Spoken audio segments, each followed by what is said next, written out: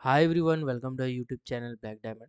तो आज मैं आप लोगों के लिए एक स्पेशल टॉपिक का रिलेटेड वीडियो लेके आया हूँ। जैसे कि मैंने बताया था कि बहुत सारा स्पेशल टॉपिक का वीडियोस है जो मैं लगातार लेके आऊँगा।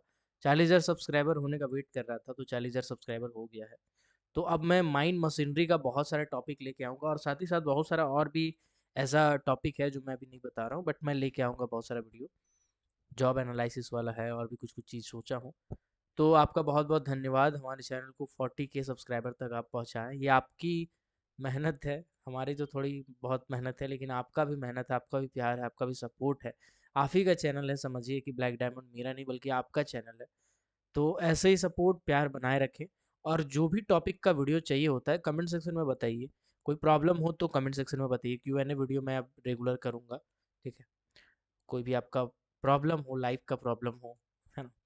लाइफ का प्रॉब्लम मतलब ऐसा नहीं कि पर्सनल प्रॉब्लम, पर्सनल मतलब करियर वाला प्रॉब्लम मैं सॉल्व कर पाऊंगा, है ना? मैं बाबा तो हूँ नहीं, तो मैं करियर वाला प्रॉब्लम आपका सॉल्व कर सकता हूँ। तो ऐसा कोई भी प्रॉब्लम हो तो मुझे कमेंट सेक्शन में ज़रूर बताएं। तो चलिए हम लोग वीडियो को आगे बढ़ाते हैं। तो आज का जो टॉपिक है वो ज़्यादातर जो इंटरव्यूज़ होते हैं वो सभी इंटरव्यू में पूछा जाता है अच्छा खासा। कोई भी इंटरव्यू में आप जाइए, जो वॉक इन इंटरव्यू होता है या जो ट्रेड टेस्ट होता है, उस ट्रेड टेस्ट में जो माइनिंग वाले होते हैं माइनिंग वाले और साथ ही साथ कुछ हद तक मैकेनिकल वाले, उन सब को अगर माइनिंग वाले किसी भी कंपनी में जा रहे हैं तो आपका ये वीडियो देखना अनिवार्य है। इसके बिना आप अगर चले जाएंगे तो ज़्यादातर चांस है कि आप छट जाएंगे। एनटीपीसी के इंटरव्यू अभी हुआ था कुछ दिन पहले, ट्रेड टेस्ट हुआ था, उसमें भी इससे लगातार ये सब टॉपिक पूछा था। तो इंटरव्यू वाले टॉपिक में लेके आया हूँ। चलिए वीडियो को स्टार्ट करते हैं। तो आज का जो टॉपिक है वो है safety devices, safety feature used in truck, truck tippers, dumpers. ये ट्रक, टिपर, डंपर में जो सेफ्टी डिवाइसेस या सेफ्टी फीचर का इस्तेमाल किया जाता है, वो डीजीएमएस के हिसाब से जो नियम है, जो अलग अलग चीज़ें लगाई जाती है, आज हम लोग उसके बारे में बात करेंगे और एक एक सेफ्टी फीचर को एक्सप्लेन करने की कोशिश करेंगे। चलिए, तो सेफ्टी डिवाइस में डीजीएमएस का क्या ऑब्जर्वेशन है, डीजीएमएस का क्या कहना है, सेफ्टी फीचर के बारे में क्यों लगाते हैं। तो उसमें बोला गया है कि मेजोरिटी जो एक्सीडेंट में होता है ओपन कास्ट माइंस में, ऐसा देखा गया है कि इन कारणों से होता है। सबसे पहले कॉलिजन हो जाता है। कॉलिजन का मतलब टकराव हो जाता है, चाहे आगे आगे से टकराव हो चाहे पीछे पीछे से टकराव हो। मतलब क्या हुआ आगे आगे से टकराव का मतलब, मान के चलिए डंपर चल रहा है इस डायरेक्शन में, दूसरा डंपर वो आ रहा है इस डायरेक्शन में। तो अगर अब ये टकरा जाए तो इसको हम लोग क्या बोलेंगे, हेड टू हेड कॉलिजन बोलेंगे, हेड टू हेड कॉलिजन बोलेंगे, ठीक है? हेड टू हेड कॉलिजन बोलेंगे। इसी तरह से अगर मान लीजिए कि कोई डंपर, ठीक है, इस डायरेक्शन में चल रहा है और कोई दूसरा डंपर आके पीछे से इसको ठोक दिया इसी डायरेक्शन में, मतलब पीछे से ठोका, तो उसको हम लोग हेड टू टेल कॉलिजन बोलेंगे, ठीक है? हेड टू टेल कॉलिजन बोलेंगे। और एक कॉलिजन होता है टेल टू टेल कॉलिजन, ये तो जनरली कम ही देखने को मिलता है। जैसे मान के चलिए कि डंपर है वो इस डायरेक्शन में चल रहा है, दूसरा डंपर है वो भी इस डायरेक्शन में चल रहा है, मतलब मुंडी इधर है इसका, है ना? लेकिन किसी कारण से डंपर जो है बैक कर रहा है, मतलब दोनों का जो टेल है वो दोनों एक दूसरे का टेल से टकरा रहा है। तो अब टेल से जब टकरा जाएगा तो उसको टेल टू टेल कॉलिजन बोलेंगे, जो कि रेयरेस्ट केस में देखने को मिलता है। तो ये सब कुछ कॉमन कॉलिजन है। कॉलिजन के टाइप भी पूछ जाते हैं क्योंकि इंटरव्यू, तो आदमी अचानक से असमंजस में आ जाता है कि भाई ये क्या कॉलिजन है।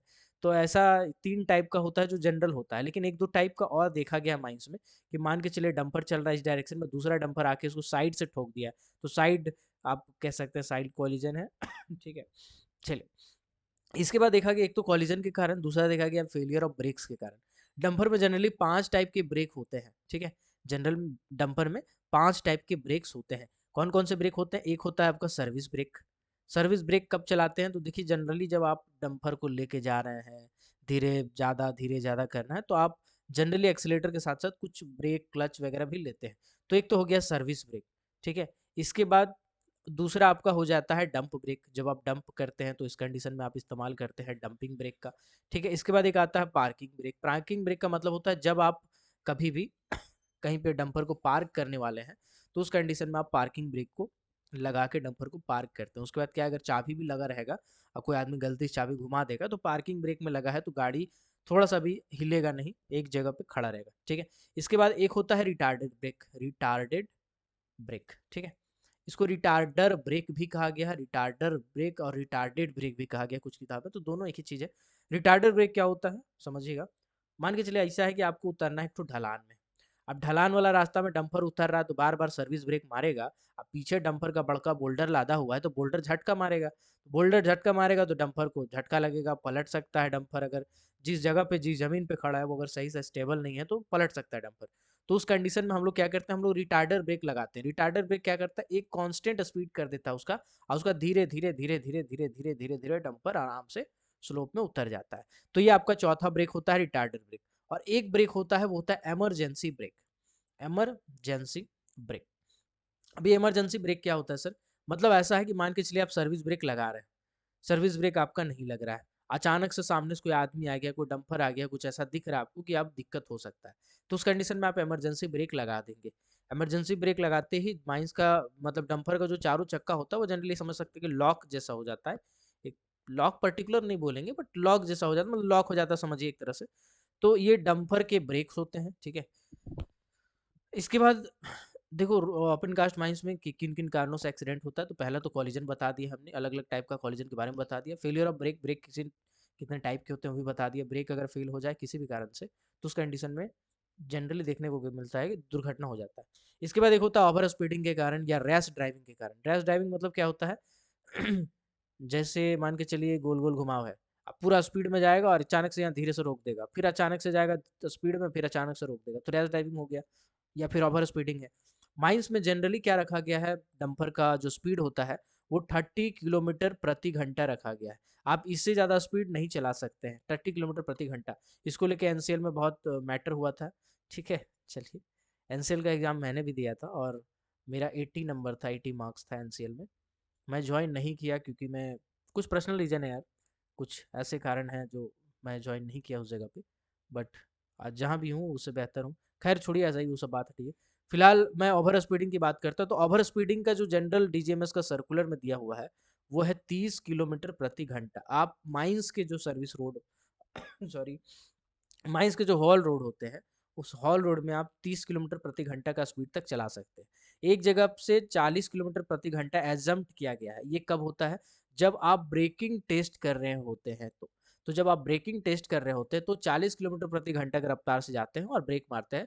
ब्रेक में जितना दूरी आपको दिखाई दे रहा हो, है ना, डिस्टेंस होता है उसका 10 मीटर प्लस होना चाहिए या दुगना दूरी कम से कम दिखाई देना चाहिए, ऐसा कुछ कंडीशन है, ठीक है, ब्रेकिंग डिस्टेंस वाला। तो उस कंडीशन में 40 किलोमीटर प्रति घंटा है। नहीं तो नॉर्मली आप फॉलो रोड की बात करें तो 30 किलोमीटर प्रति घंटा होता है, ठीक है। इसके बाद ओवर स्पीडिंग वाला में कुछ कुछ और भी चीज़ें आती है। देखिए, हर माइंस का एक साइंटिफिक रिपोर्ट बनाया जाता है, साइंटिफिक रिपोर्ट बनाया जाता है हर माइंस का। साइंटिफिक रिपोर्ट के लिए अलग अलग साइंटिफिक टीम का सहायता लेती है और उसके बाद उस साइंटिफिक स्टडी में देखा जाता है। उसके बाद डीजीएमएस के नॉर्म्स को और इन सभी चीज़ों को ध्यान में रखते हुए नियम बनाया जाता है और उसी नियम के हिसाब से कंपनी का स्पीड लिमिट होता है हॉल रोड का, अलग अलग जगह पे टर्निंग वगैरह होता है उस जगह पे, ठीक है। इसके बाद आपका डंप पे जनरली जनरली क्या होता है, जनरली जो सर्कुलर कहता है वो कहता है कि डंप आप जब जब डंप वाले जगह पे पहुंच रहा है डंपर, तो उस कंडीशन में 15 किलोमीटर प्रति घंटा का स्पीड होना चाहिए डंपर का, ठीक है। इसके बाद और क्या कहता है, और कहता, अरे हम क्या पढ़ा रहे हैं यार, सॉरी मैं थोड़ा डीप में चला गया, खो जाता हूँ मैं। कोई नहीं, चलिए शुरू कर दिया तो खत्म भी करते हैं। तो डंपर का 15 किलोमीटर प्रति घंटा होता है रफ्तार। कहाँ पे होता है 15 किलोमीटर प्रति घंटा, डंप वाले जगह पे होता है, ठीक है। इसके बाद जब डंपर बैक कर रहा होता है ना, डंपर अगर मान लीजिए डंपर कभी भी बैक कर रहा है, मान लीजिए डंप में लगाने के लिए पैरापिट बर्म लगा हुआ है, बर्म में जाके सटाना है डंपर को और डंप करना है ठीक है। तो उस कंडीशन में जो स्पीड होगा उसका उसका 5 किलोमीटर प्रति घंटा होता है, 5 किलोमीटर प्रति घंटा। हालांकि ये साइंटिफिक रिपोर्ट के हिसाब से और डीजीएमएस के एजम्पशंस के हिसाब से स्पीड अलग अलग हर माइंस का हो सकता है, लेकिन जनरली एक जनरल की बात करूँ तो डंपर जब कभी बैक करता है डंप में तो 5 किलोमीटर प्रति घंटा। डंपर जब डंपर में डंप वाले एरिया में चलता है तो 15 किलोमीटर प्रति घंटा। डंपर जब हॉल रोड में चलता है तो मैक्सिमम 30 किलोमीटर प्रति घंटा। डंपर जब स्पीड टेस्ट करता है ब्रेक का तो 40 किलोमीटर प्रति घंटा स्पीड होता है, ठीक है। चलिए, मेरा थोड़ा आदत खराब है भाई, मैं घुसता हूँ तो घुस जाता हूँ। आई होप ये आपके काम का ही है, ये आपके काम का ही है। अब आते हैं चौथा नंबर पे, फायर। फायर के कारण भी दुर्घटनाएं होती हैं। ऐसा क्यों होता है, देखिए मैं बताता हूँ, समझिएगा। मान के चलिए ऐसा है कि आप एक जगह पे लकड़ी रख के आग लगा दिए पूरा। अब आग लगा दिए तो आग से निकलता है भेपर, ठीक है, मॉइस्चर वॉइस्चर को पूरा उड़ाते हुए निकलता है भेपर। अभी जो भेपर निकल रहा होता है ना, ये भेपर हवा में फैलता है।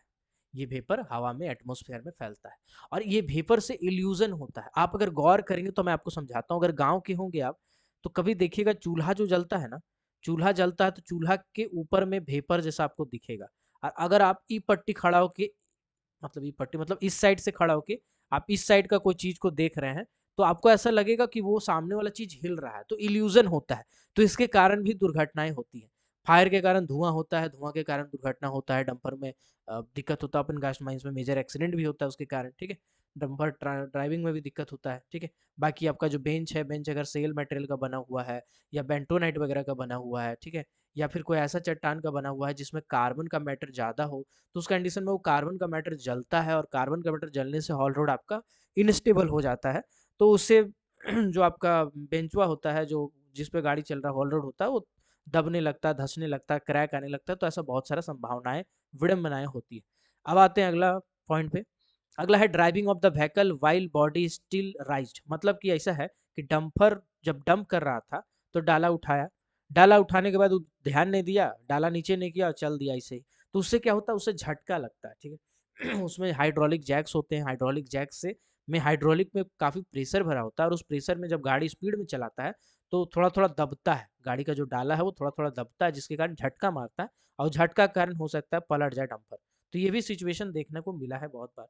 इसके बाद एक है short circuit due to problem in auto electrical system. मतलब देखा गया है ज़्यादातर बैटरी वाले जगह पे और टर्बो वाले सिस्टम जगह पे जनरली शॉर्ट सर्किट हो जाया करता है, ठीक है। चलिए, हम सेफ्टी डिवाइस पढ़ाते पढ़ाते कहाँ घुस गया पता नहीं, लेकिन ये आपके काम का चीज़ था, डिटेल में बता दिया भाई, कोई बात नहीं। चलिए एक एक करके सेफ्टी फीचर को देखते हैं। बहुत सारा सेफ्टी फीचर है जो 23/10/2010 में डीजीएमए सर्कुलर निकाला था, technical circular.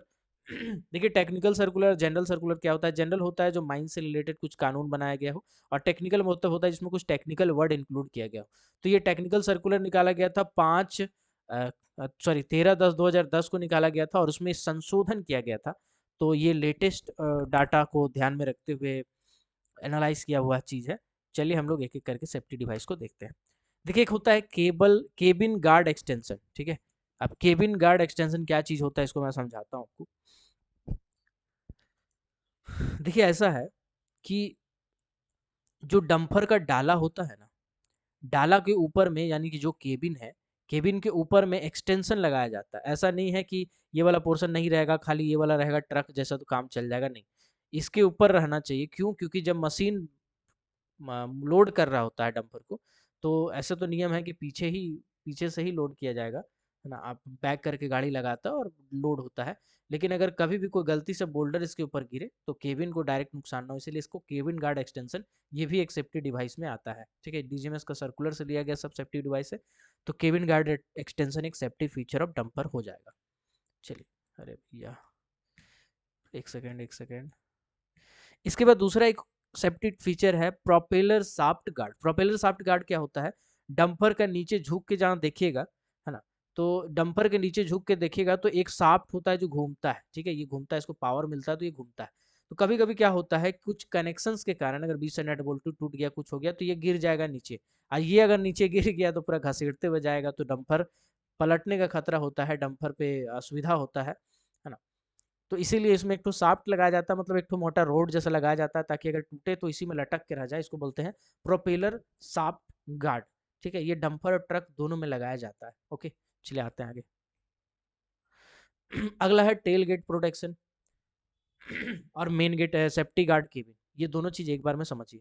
Tell gate protection क्या होता है? ये जो नीचे आपका हिस्सा देख रहे हैं ना, ये वाला हिस्सा, इसको बोलते हैं टेल गेट प्रोटेक्शन। ये क्या चीज है? डंपर अगर मान लीजिए गलती से इसमें घुस जाएगा ना, तो ये वाला जो चीज है रोक लेगा, डंपर को नीचे घुसने नहीं देगा। मतलब डंपर अगर टकरा जाता है तो ये यहीं पे रोक लेगा, यहीं पे झटका उटका जो लगना है लगेगा। ऐसा नहीं कि डंपर घुल जाएगा, बड़ा दुर्घटना से बचाता है। और केबिन गार्ड एक्सटेंशन क्या होता है? डंपर के आगे में ये लगा होता है, स्कैनिया का देखिए लगा हुआ है ना, ऐसे करके लगा होता है ताकि डंपर का केबिन से डायरेक्ट केबिन ना टकराए। केबिन से केबिन टकराएगा तो केबिन में आदमी बैठा है भैया, दोनों हो जाएगा, चोटिल हो जाएगा, है ना। तो माइंस में आदमी को चोट ना लगे, मशीन डैमेज हो जाए तो चलेगा, लेकिन आदमी को चोट ना लगे उसके लिए हम लोग उपाय करते हैं। तो केबिन गार्ड लगाते हैं, cabin guard, safety cabin guard या केबिन सेफ्टी गार्ड जिसको बोल सकते हैं। तो इससे क्या होता है, ये जो गार्ड है ये आपका केबिन से केबिन में टकराने से रोकता है। मतलब हेड टू हेड कॉलिजन हो जाएगा या टेल टू हेड कॉलिजन हो जाएगा तो उस कंडीशन में ये बचा लेगा, ड्राइवर को जान का क्षति ना हो, ऐसा उपाय इसमें रहता है। चलिए आते हैं आगे। इसके बाद एक होता है बॉडी लिफ्टिंग लॉकिंग अरेंजमेंट। देखिए जब कभी मेंटेनेंस वाला डंपर का डाला उठा के मेंटेनेंस करता है तो उस कंडीशन में ऑटोमेटिक ये तो है, जो जैक है ये तो ऑटोमेटिक काम करता है, लेकिन इसके अलावा भी बॉडी लिफ्टिंग लॉकिंग अरेंजमेंट लगा देता है, ताकि गलती से अगर आपका जैक में कोई प्रॉब्लम हो गया या डंपर ऑपरेटर बैठा है केबिन पे, जनरली क्या होता है जब मेंटेनेंस कर रहा होता है तो जो डंपर ऑपरेटर का नियम होता है कि डंपर ऑपरेटर अपना डंपर का डाला उठाएगा, सब करेगा और डंपर का जो केबिन है उसको खाली कर देगा, ताकि गलती से उससे कोई स्विच ना दबा जाए, क्योंकि इसमें मेंटेनेंस हो रहा है, गलती से कोई स्विच दबा गया और ये वाला नीचे आ गया, ठीक है, तो उस कंडीशन में दिक्कत हो जाएगा ना। तो ये भी तो करता है, बाकी साथ ही साथ लिफ्टिंग अरेंजमेंट भी लगा देता है, लॉकिंग अरेंजमेंट, ताकि ये वाला अगर फेल हो जाए किसी कारण से तो ये दोनों लोहा में इतना क्षमता होता है कि इसको रोक लेता है, ठीक है, थोड़ा समय मिल जाता है, आदमी कूद के भाग सकता है। तो इसको बोलते हैं body lifting locking arrangement, body lifting locking arrangement, ठीक है। चलिए आते हैं आगे। अभी एक होता है blind spot mirror. Blind spot mirror क्या चीजें समझाते हैं आपको। देखिए ऐसा है, मान के चलिए यहाँ पे जो डंपर आपको देख रहे हैं पूरा, डंपर के नीचे में यहाँ एक कोई कुत्ता का बच्चा आ गया, कुत्ता का बच्चा। अब कुत्ता का बच्चा यहाँ पे है तो दिखेगा नहीं, ठीक है, तो उस कंडीशन में ये ब्लाइंड स्पॉट मिरर का इस्तेमाल करेगा। आप अगर गौर से देखेंगे, इसको हमको जूम करना पड़ेगा यार, जस्ट अ सेकेंड। आप अगर गौर से देखेंगे तो यहाँ देखेगा कुछ ऐसे डायरेक्शन में शीशा लगा हुआ। अरे यार ऑटोमेटिक हो रहा है भाई, चलिए 1 मिनट रुक जाइएगा, देखेगा। ये वाला जो देख रहे हैं आप, ये शीशा लगा हुआ है, ये नीचे का पोर्शन को दिखाता है, और ये वाला जो शीशा लगा है साइड में जो पोर्शन है उसको दिखाता है। तो साइड में और शीशा में डायरेक्टली वो देख नहीं पाता है, जिसके चलते वो देखता है, बाकी पीछे का भी पोर्शन का कुछ कुछ हिस्सा दिखाता है। तो ब्लाइंड स्पॉट मिरर एक ऐसा शीशा होता है जहाँ पे ड्राइवर डायरेक्टली न देख सकता हो, उस जगह पे ये सब शीशा दिखाता है। तो उससे आप बच जाता है, मतलब दुर्घटना होने से बचता है, या सामने वाला कुछ ऐसा है उससे बच जाता है ना। तो ये मैंने आपको बताया। चलिए, तो ब्लाइंड स्पॉट मिरर भी एक सेफ्टी डिवाइस का पार्ट होता है, ठीक है। कंडक्टर साइड में या टायर का portion in front of the cabin, cabin के आगे वाला जो हिस्सा है, सब दिखाने का काम करता है। इसके बाद एक होता है reverse vision system. Reverse vision में आजकल तो भाई कैमरा लगा हुआ है।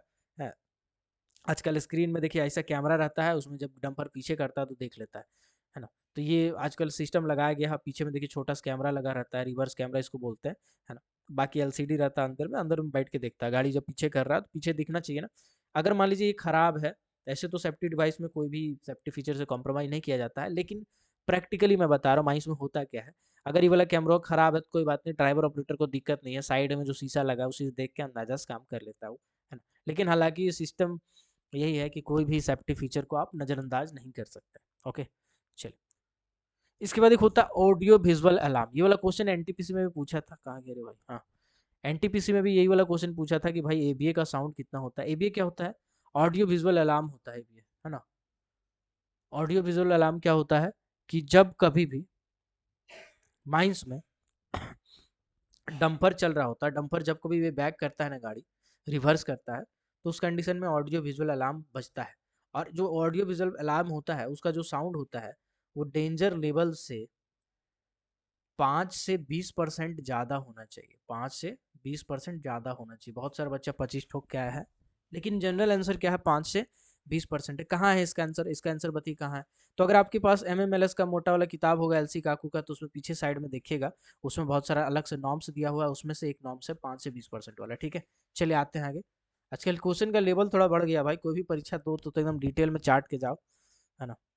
चलिए एक नया बैच में स्टार्ट कर रहा हूँ, अभी तो थोड़ा सा दिक्कत है, मैं एक नया बैच स्टार्ट कर रहा हूँ जल्दी ही, एकदम लाइव क्लास लूंगा उसमें, और स्टार्टिंग से स्टार्ट करूंगा, थोड़ा समय लगेगा, रुक जाइए, बाकी मैं एक नया बैच जरूर स्टार्ट करूंगा। चलिए, तो ऑडियो विजुअल अलार्म के बारे में मैंने बताया कि रिवर्स करते हैं तो बजता है, डंपर में जितना भी व्हीकल ऑपरेटर होता है सब में बजता है जनरली, ठीक है, ऑडियो विजुअल अलार्म, है ना। इसमें लाइट भी रहता है, लाइट भी जलते रहता है, एलईडी लाइट हॉर्न टाइप का रहता है जो आवाज़ करता है, और एक रिवर्स लाइट होता है, मेन रिवर्स लाइट, जब रिवर्स कर रहे होते हैं उस टाइम जलता है। चलिए आते हैं आगे। एक होता है प्रॉक्सिमिटी सेंसर डिवाइस। अब ये प्रॉक्सिमिटी सेंसर डिवाइस क्या चीज़ है, इसको समझिएगा, इसको समझिएगा। मतलब ऐसा है, रुकिए 1 मिनट बताते हैं। ऐसा है कि एक तो डंपर है, ठीक, इस डंपर का जनरली जनरली 1 मीटर का जो एरिया होता है ना, 1 मीटर का जो एरिया होता है, इस 1 मीटर का एरिया को ये सेंस करता है, सेंस करता है, मतलब कोई बड़ा चीज़ अगर इसमें आ गया तो ये जो अलार्म है वो बजने लगेगा। बड़ा चीज़ हो, छोटा चीज़ हो, पैरापीट हो, कोई वाल हो, कोई लोहा का सामान हो, कोई लोहा लकड़ का सामान हो, कोई गाड़ी आ गया इस रेंज में, है ना, कुछ छोटा गाड़ी, बड़ा गाड़ी, कुछ भी आ जाता है तो ऑटोमेटिकली ये जो प्रॉक्सिमिटी सेंसर डिवाइस है ये बजने लगता है। तो ये बजते ही आदमी थोड़ा अलर्ट हो जाता है, ठीक है। तो ये बचने से, ये टकलाने से, कॉलिजन होने से, ऑब्स्ट्रक्शन होने से रोकता है, ठीक है। तो ये प्रॉक्सिमिटी सेंसर डिवाइस इसको बोला जाता है। इस टाइप का ये सेंसर लगा होता है, ये वाला बजता है, ठीक है। और इसका अलग अलग जगह पे देखिए, यहाँ पे सेंसर लगा होगा, एक डंपर के आगे में एक सेंसर लगा होता है। एक मिनट में अगर दिखा पाऊँ जूम करके, अगर आपको दिख जाए तो यहाँ पे देखिए छोटा सा सेंसर जैसा दिख रहा है, ओके। और या फिर यहाँ पे देखिए, एक मिनट, सेंसर लगा होता है आगे में, और सेंसर का जो साउंड लगा होता है, या यूं कहे स्पीकर छोटा सा लगा रहता है ना। और लेवल बताता है कितना लेवल है ना, ये लाइट जो है वो लेवल बताता है कि कितना ज़्यादा सामने, कितना ज़्यादा दूर है, और ये बजता है, ठीक है। चलिए, फोटो ले लेके खुद ही बनाना पड़ता है ठीक है। चलिए आते हैं आगे। प्रॉक्सिमिटी सेंसर डिवाइस को अच्छे से एक्सप्लेन किया गया है इसमें।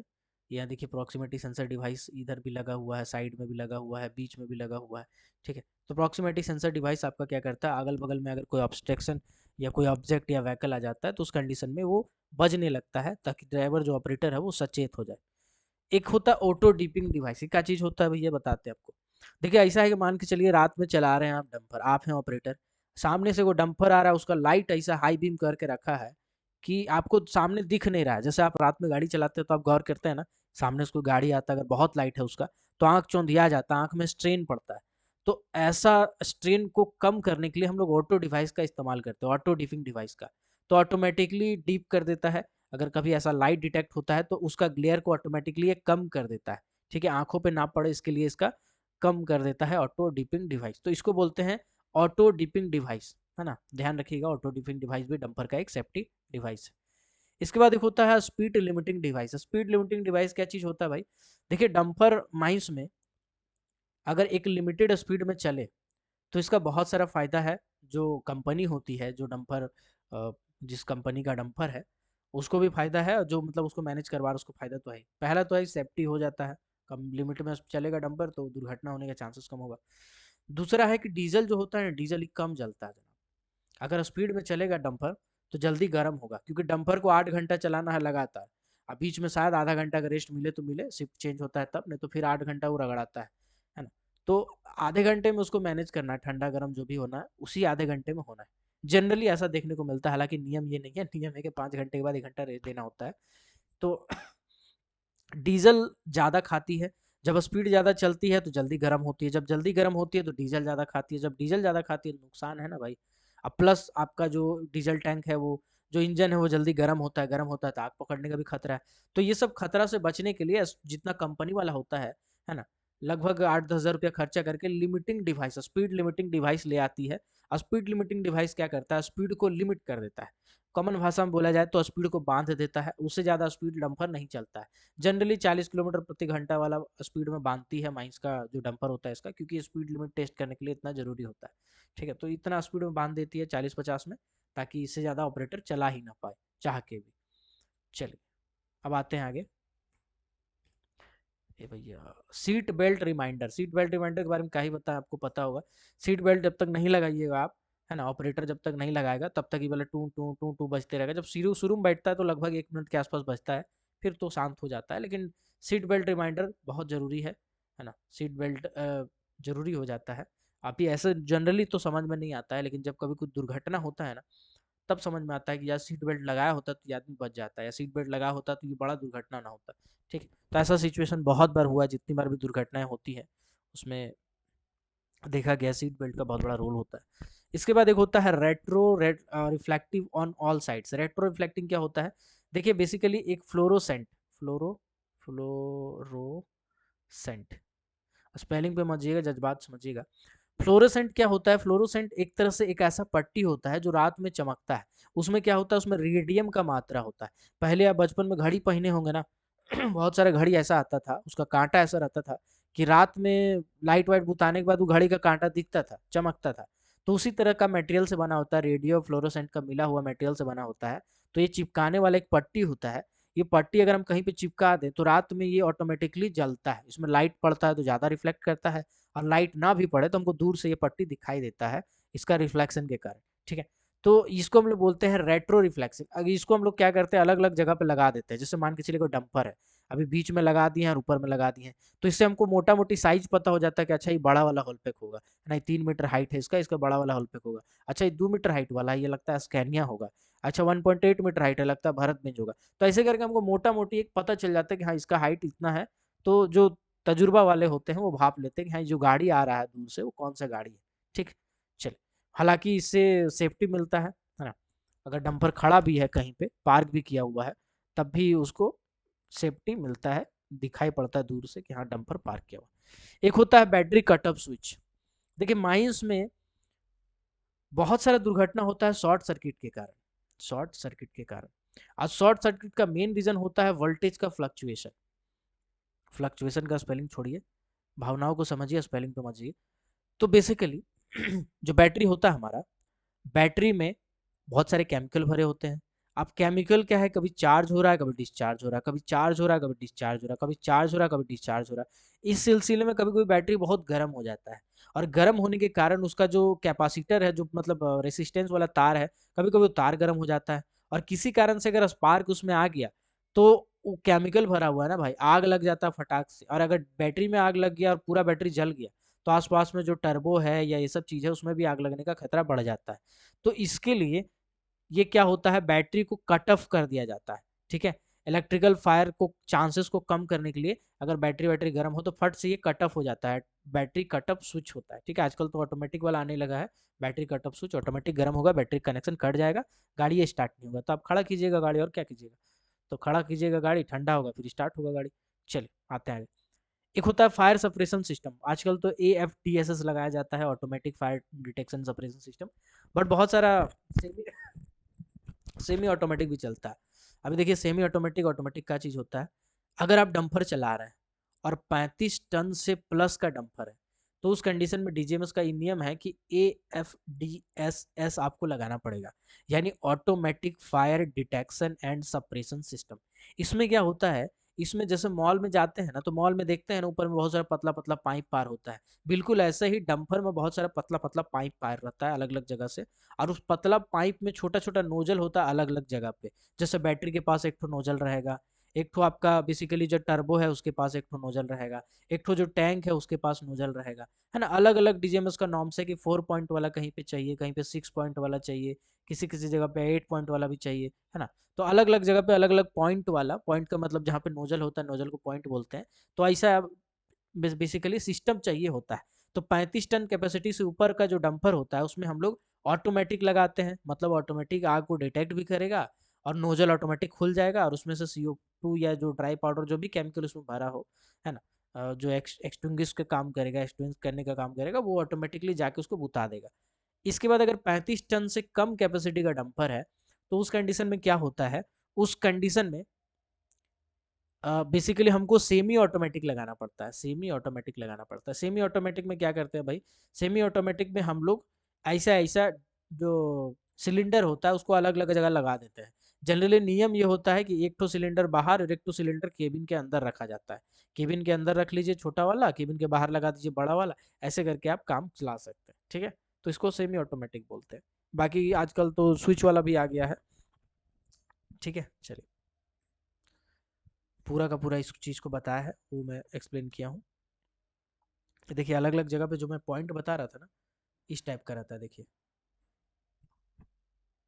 यहाँ देखिए, इसमें क्या है, इसमें भरा हुआ है CO2 गैस या फिर ड्राई पाउडर, या फिर कोई जो एक्सटिंग्विश यानी बुझाऊ गैस होता है वो भरा हुआ है, और इसमें पतला पतला पाइप निकला हुआ है। और ये जो पाइप है ये अलग अलग जगह जा रहा है, अलग अलग जगह से घूम रहा है।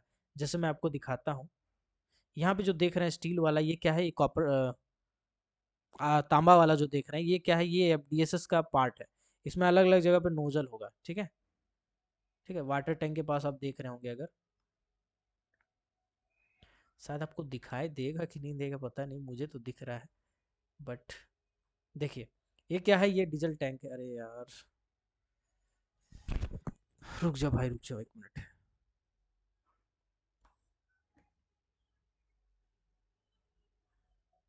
ये क्या है भैया, ये डीजल टैंक है। और डीजल टैंक पे देखिए पतला सा पाइप निकला हुआ और इस जगह पे नोजल है। अगर डीजल टैंक में आग लगेगा ना तो नोजल खुलेगा, फट से बुता देगा, पूरा निकलेगा प्रेशर से अब CO2 गैस टाइप का, और बुता देगा।